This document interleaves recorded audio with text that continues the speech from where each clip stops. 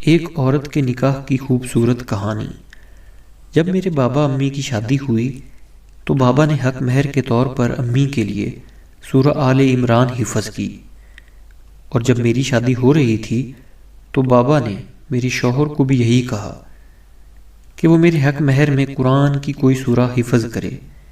اس کے بعد شادی کرنے کا کہا گیا۔ مجھے اپنے حق مہر کے لیے قرآن کی کوئی سورہ کا انتخاب کرنے کے لیے کہا گیا تو میں نے سورہ النور کا انتخاب کیا۔ مجھے لگ رہا تھا یہ سورہ حفظ کرنے میں بہت مشکل ہے۔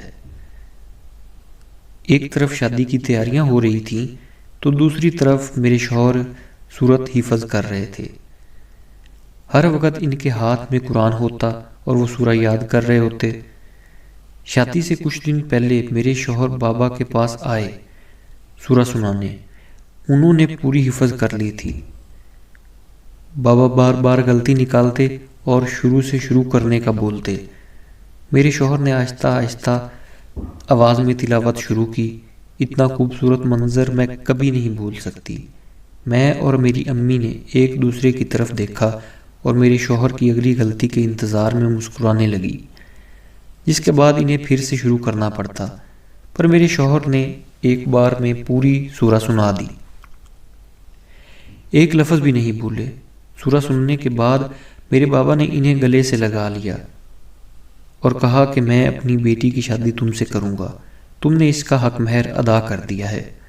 انہوں نے مجھے کوئی مالی حق مہر نہیں دیا، نہ ہی ہم نے کوئی قیمتی زیور خریدے۔